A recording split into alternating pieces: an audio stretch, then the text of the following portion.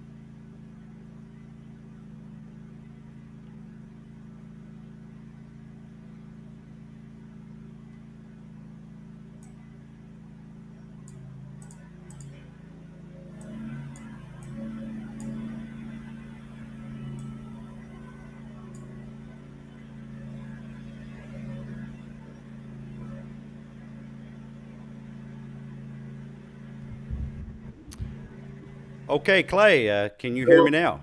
Do we have I sound now? can. That was There my you are. bad. That was my fault. We're having all kinds of tech difficulties today, but speaking of difficulties, that's what you're here to talk about today.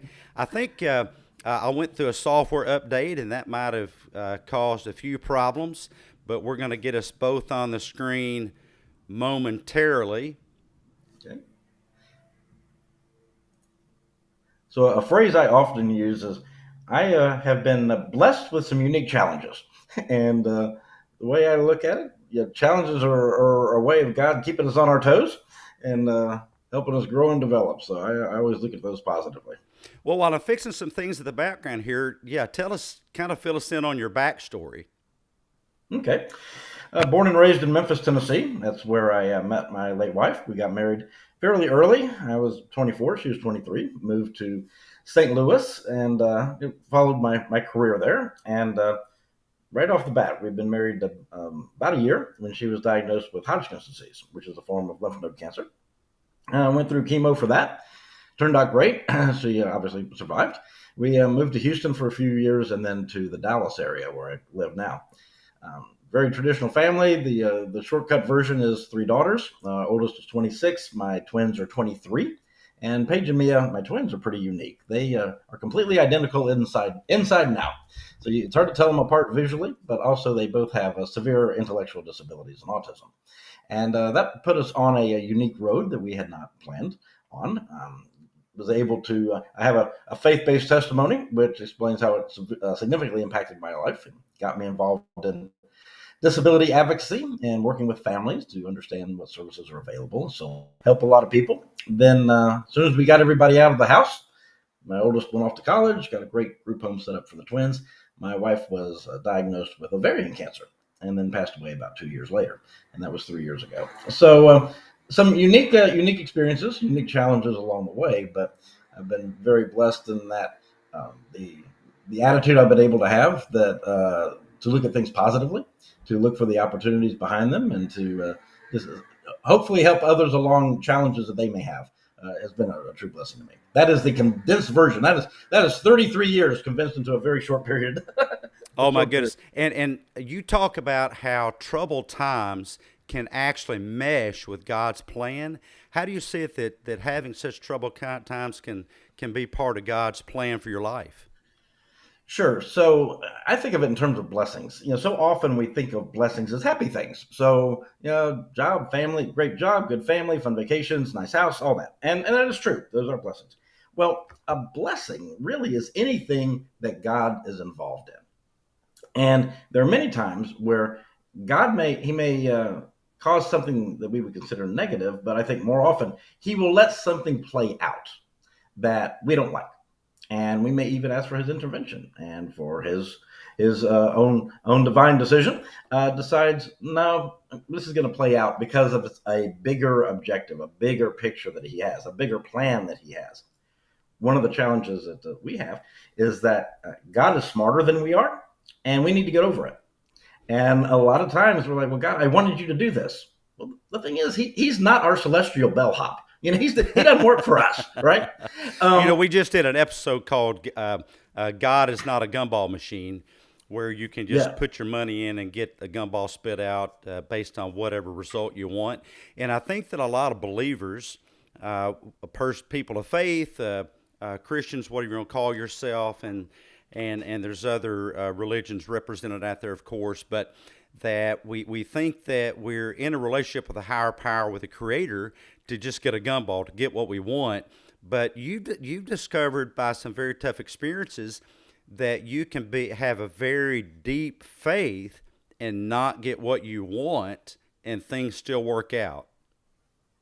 oh, absolutely. And back in that whole God is smarter than we are, and we need to get over it. The thing is, though, God's plan will always be better than ours. And we just by very nature are kind of selfish and self-oriented, and there's certainly nothing wrong with wanting to have our own goals and objectives and so on, but we also need to understand, and this is the whole concept of faith. I mean, just the basic concept of faith is this belief that God does have a greater plan, and we need to figure out what's our role in that, and that our role in God's plan is significantly more important than Him giving us what we want. And someone might say, but why is that? Why is if God loves me, why is His plan so much greater than me getting what I want, even if what I want is just some normal human experience without tragedy? How can God's plan, if He loves me, still include tragedy for my life and my business? Well, first off, tragedy is a subjective concept. Okay. And like I was saying, when you think about God and his perspective on his grander scheme, grander understanding, um, that will take precedence over what we want. I look at my relationship with God from a very simple standpoint. I We call God the Father. I really ping off of that in that I think about my relationship with my dad. And my dad passed away many years ago when I was 27. But I think about that and I think about, okay, did my dad, did he always give me what I wanted? No. Did he correct me when I screwed up? Yeah. Did he give me advice I didn't like sometimes? Yeah. And I think our Heavenly Father, God, does the exact same thing. And that doesn't mean he loves us less. In fact, he loves us more. That's why he's doing these things. Um, I wrote a book, God's Plan, Our Circus, and at the end of it, I talk about and this may sound bad. I really like the title, God's Plan, Our Circus, because a lot of times that applies to so much of the craziness we're in, and it's hard to recognize that it is part of God's plan. But at the end of it, I share a conversation that I had with a woman one day, and she had asked for my story. Like, okay, gave her the 30-second version, and at the end, she said, "Well, Clay, we all have experiences and challenges, baggage and drama." And I paused for a second and I said, "Well, yes and no. We all have experiences and challenges. That is absolutely true. But baggage and drama are optional. Ah, It's all in how you choose to look at it, and happiness is a choice." And that's one of the things I try to drive home with a lot of people is uh, stuff happens. It really does. And so much happens to us that we have no control over. We like to think that, oh, I've set my goals and objectives and I've done what's necessary for me to achieve them, and I am in control of my life. No, you're not. Stuff is still going to happen along the way. well, sure, And that because as I doesn't, tell people, there's actually a physics of life. We have weather, tornadoes, earthquakes in many parts of the world. We have so there's the physics of weather, the physics of the planet. There's the physics of the human body. We get older. If you fall down, you may break a leg or whatever. There's a whole physics of life, Mhm. and I often share that I think that the book of Job was written to emphasize that physics of life, and that is that it's really two separate creations. That there's the human creation and the creation of, well, creation itself, and often they don't mesh together well. But I like how you put it that there's a plan in there. So let me ask you, when you're looking at your faith and your relationship with God, how do you deal with doubt? I mean, it seems like, do you think that people having doubt is also a natural thing when it comes to their faith and even questioning God? So when you say doubt, do you mean like doubt that there is a God, or just doubt and challenging the plan, Oh or well, wondering what? well, yeah. The doubt that there is a God, that'd be a big conversation, and I'd love to have that. But yeah, let's focus in on doubt. I think the biggest doubt is that, or one of the biggest I run into, is how can we say that God has our welfare in mind if there's evil in the world and tragedy? Sure. Um, well, there is this lousy thing called sin that we have to deal with, and that brings a lot of tragedy. That brings a lot of evil into the world.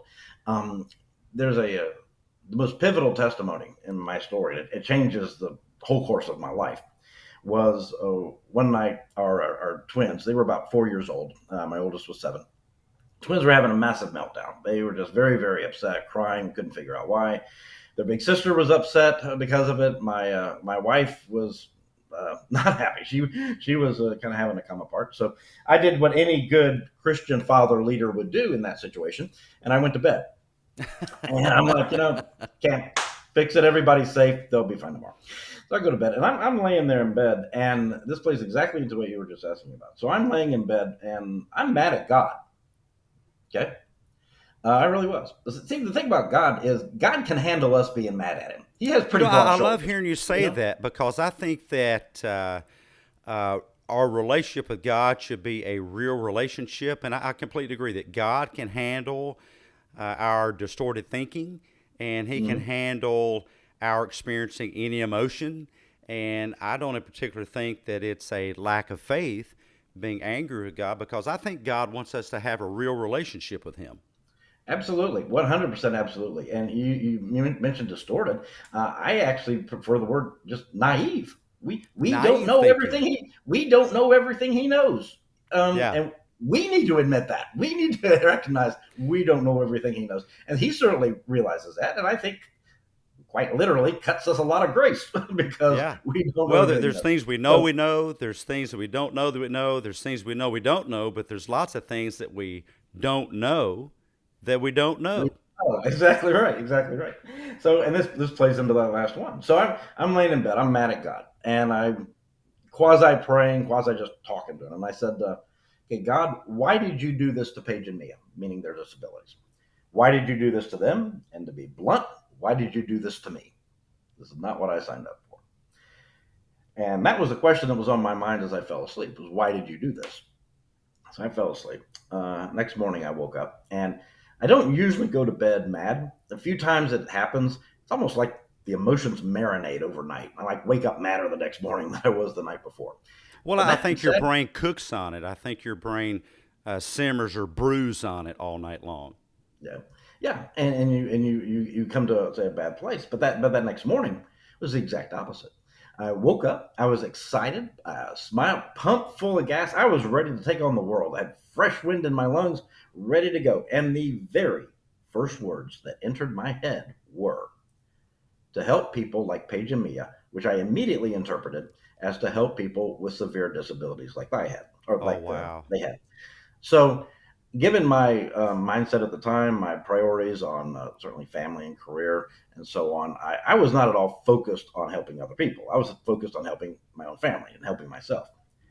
As sure as we are having this conversation right now, there is zero doubt in my mind that I fell asleep asking God a question, Oh, and He wow. sent and He sent the Holy Spirit and answered it, because there is zero way I would have cooked that answer up on my own. Yeah. Absolutely none. Yeah. So at that moment, two great things happened. Number one, it happened. Number two was I had the wherewithal to realize it. Oh, wow. And I thought, okay, well, this is kind of big. So we got a message from God type of. I'm like, well, so what do you do? So I did what millions of people do every day. And again, this is 2004, just early on the technology side. Um, I Googled it. So I went, sat down at the family computer, and typed four words. Now our vernacular has changed. We now refer to their disabilities as intellectual disabilities, which is a Yeah. much better. But using the vernacular at their time, their original diagnosis, I typed four words: mental retardation, Dallas help. Okay, enter.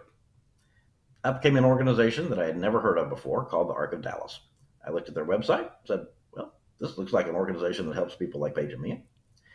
Reached out to them on Monday, was on their board of directors within 2 weeks, became their next board president. Through that process, I'm learning the system, I'm meeting other families, learning issues people face. I got onto the state level organizations and started meeting with legislators, started meeting with administrators at Health and Human Services. I was testifying before committees down in Austin, the State House, and the State Senate. Um, Along the way, learning, and along the way, still meeting people and being able to share with other families what I'm learning to help them understand the system, how to get services they needed, how to prepare for different things. Within 7 years, the President of the United States appointed me to a presidential advisory committee in Washington for two Oh, years. wow. So this, all of what I described, really became who I am. So I am blessed to know thousands of people. I have met Wow. thousands of people over the last 20 years. But none of that 90, would have happened. I mean, maybe none of that would have happened had not that initial inciting incident of difficulty happened that kind of charted your course. Absolutely. That's exactly right. So, I know thousands of people. 95% of the people I know, including you, have no idea what I do for a living. But Wow. everybody knows what I do for free. Okay, and it all comes, and that became kind of who I am, to the point that most people think I work in the disability industry. I do Yeah. not. A lot of people think I'm in the mafia. I am not. I never talk about my work, but to your point, it all boils down to me being mad at God on a Friday night, and in his plan, I think he anticipated this. He answered why I have my children with disabilities, and I feel humbly, I mean that's true, humbly honored that I've been able to help a lot of people and kind of play out God's answer to me. Why did this happen? Well, it was to help a lot of people, or help people like my twins. Yeah. So that's the testimony right there. That's A that's the problem short version. became an opportunity. Let's move on to our triple shot for Clay Okay. today. All And right. for you, Clay, what is your own current top mental struggle? The thought that you struggle with the most, or your top mental struggle? Um, Top mental struggle. Well, uh, two things. Probably one is still, I'm very blessed to be in a situation that I don't have to do the 9 to 5 grind as much, but still, what does God want me to do? He has presented me with a unique opportunity. My wife passed away 3 years ago. My kids are out of the house. I quite literally have no personal obligations and responsibilities for the first time in my adult life. So that's a great opportunity. So, what does God want me to do with that? So, if you want to call that a mental struggle, that would be it. The Okay. second one is more on the comedic side. Like I mentioned, my wife passed away, so I've started dating in my mid 50s. Oh boy. That's a whole podcast by itself. It's, And what would you say would be the best way that you deal with depression when it comes? The top way you deal with those times when you're down at the dumps, when depression comes knocking at your door. sure. Um, I've I've learned what alleviates my stress is, instead of focusing on whatever the stressor is, to do the opposite and find things or situations to appreciate.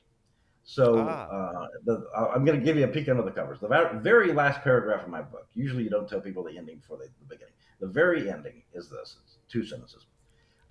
Every day, I look for something to appreciate, and I tell people how important they are. It's made all the difference. And what I discovered over time, raising my children, dealing with my wife's illnesses, and all that kind of stuff, is if I can find things to appreciate in every situation, it makes me feel better. And when I can share with someone how much I appreciate them as a person, or how important they are, either in my life or in the lives of others, it not only hopefully builds them up, but it makes me feel better. So that's something I try to do yeah. to alleviate the Gratitude, I depression. think, is so under investigated and Hmm. so under recognized. Gratitude is such a powerful thing. You know, gratitude can actually improve your immune system. But let me get on to the third one, Okay. and your top mindset hack. What would be your top mindset hack? You wake Man, up every day. What's the biggest thing you do during the day to hack your own mindset to hack. besides Okay, gratitude? I may need you to explain that one to me a little bit more. Oh Hack yeah, my yeah. own Just something that just your go-to if you're having a tough day, a tough time. If you can't figure something out, if there's a new problem in front of you, what's your biggest go-to? This is going to sound silly. In my home office, I have almost a continual stream on the television of Law and Order SVU, Oh boy, which why sounds is pretty that? great. And well, I don't. It makes for fascinating background noise. And this is I haven't thought about it in these terms, but there are times where I'll look up and they'll have some whatever their story is, and I'm thinking, um, whatever it is I'm dealing with is not as bad as that. Ah, that's and, great. and That's it's good, great. and it sounds kind of strange, but it's actually stimulated a lot of interesting thoughts. No, I've, I think that's a great psychological thing. It's success by comparison. You know, my dad used to say, I once complained I had no shoes, until I met a man who had no feet. Yeah, exactly, And so exactly. success by comparison. Well, let's leave our listeners with some happiness or some tips for the best bet of having happiness in their life, relationship, and business. And what might you recommend on the way out? Some just things that they can do this weekend to best assure for happiness in their life, business, and relationships. Okay, so so two things in particular. I always kept my compass centered on three things. So again, I feel uniquely blessed, all through God's grace, not through anything I've earned. But I kept my compass based on three things, and the first two I think are particularly relevant to your question. Number one was I always remembered that God was with us even in the darkest times. So God is always with us even in the hardest times. Number two, we just kind of touched on, was appreciation. Always appreciating what we had, as much or as little, as difficult as it may be. So, number one, God's with us even in the hard times. Number two is always appreciating what we had. And then number three, and this is maybe more unique to me given my circumstances, but I think others can apply it. As crazy as my family was, and my wife and I were married for 30 years, so we could get Oh, sideways with wow. each other. We could get sideways with each other real easily. I told people we're not Italian, but we act like it. I mean, we could go at it sometimes, but there was no way on God's green earth that I would ever abandon my family, ever. And I use the word abandon deliberately. Um, I was actually having a conversation with this about this yesterday, and I recognize marriages have challenges and divorce happens, and I respect that. So I'm not making a commentary. This is strictly about my life. As mad as my wife could make me, she could never make me so mad that I would put myself through the challenge of divorce and so on, and just the fact that the family that was it wasn't about me, it was about the family. Anyway, that's it's something unique to me, I not think that passenger. in life, in relationships, and business, take the exit signs out of your life. Instead of Yeah. running away, engage, engage, engage. I call that the Picard response. After Captain Jean-Luc Hmm. Picard of the Starship Enterprise, he would say, engage. And when you're struggling with difficulty, engage, because one last thing I'll leave our listeners with, and that is tucked or wrapped up right in the middle of difficulty is often the solution. But you've got to go through the difficulty to get to the solution. Clay, thank you so much for being here. It's been such a joy. Apologies for the technical difficulties, guys. Thank you for sticking with us until we got that worked out. Those that stuck with us to the end, and join us next Saturday, 9 o'clock, for some more executive espresso caffeinated conversations. You guys go out and make it a great week. Bye bye now. Go ahead.